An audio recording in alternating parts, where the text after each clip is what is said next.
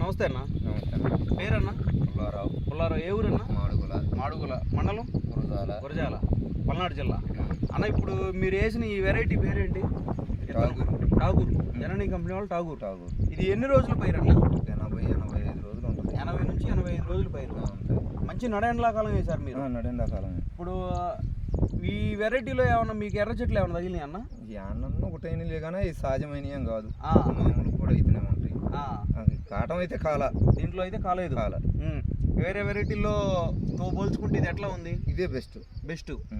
ఇప్పుడు ఇంతవరకు ఇప్పుడు ఉన్న కాపు వరకు ఎన్ని క్వింటాలు అయింది అనుకుంటున్నారన్న మీరు?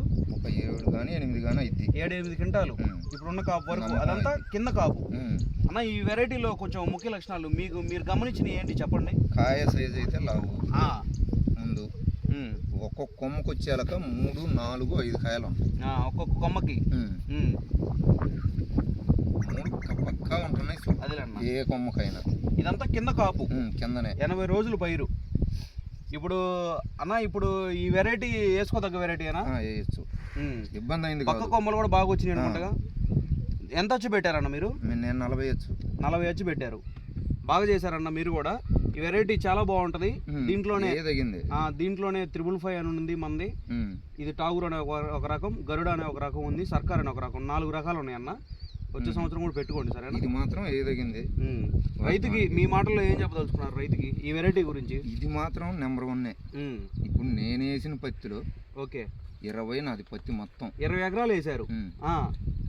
ఒక్కొక్క వెరైటీ వచ్చేసి 2 ఎకరాలు. 2 ఎకరాలు వేసారు. 2 ఎకరాలు అట్టేస్తా. అయితే అన్ని శాల మీద మాత్రం ఇదే మిగిలి ఉంది. ఓకే, థ్యాంక్ యూ అన్న. టాపే. థ్యాంక్ యూ అన్న. మళ్ళీ అది ఎందుకు కానీ. ఓకే అన్న, మీరు కూడా పక్కది కూడా నాది. ఓకే అన్న, మామూలుగా అదే అయితే విడివిడిగా వేసిన లేదు. అదే 2 ఎకరాలు బిట్టు 2 ఎకరాలు బిట్టు వేసారు. ఉన్న వాటిల్లో టాప్గా ఉంది ఇదే. జననీ సీడ్స్ కంపెనీ వారి ఠాగూర్ హైబ్రిడ్ పత్తి విత్తనం అండి.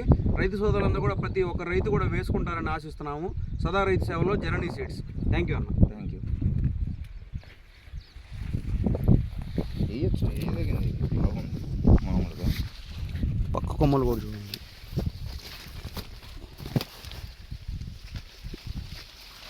ఇది ఆ ఒక్క చెట్టే కాదండి, ఇది చేను కూడా చూడండి. ఇటు కూడా చూడండి. ఏ చెట్టుకైనా ఉండే అన్న, కింద నుంచి పై దాకా ఏ చెట్టుకైనా పో. ఇదిగో చూడండి, ఏ తగ్గింది. ఇటు కూడా చూపి సతీష్. చూడండి, ప్రతి ఒక్క చెట్టు కూడా మినిమం 50-60 కాయలు ఉన్నాయండి. అయితే మాకు కొద్దిమైనది జరిగింది వాస్తవానికి. నీళ్లు తేడా వచ్చింది. అదేలేన్న, బోర్లు కూడా ఆగవు.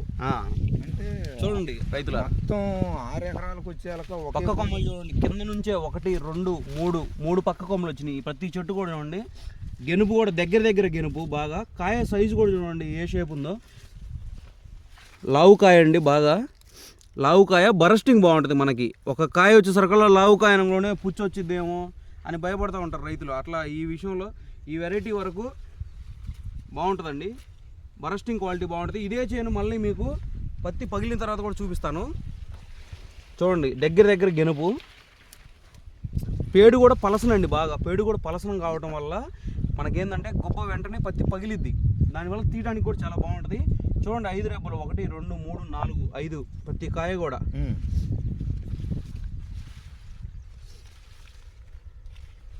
చూడండి,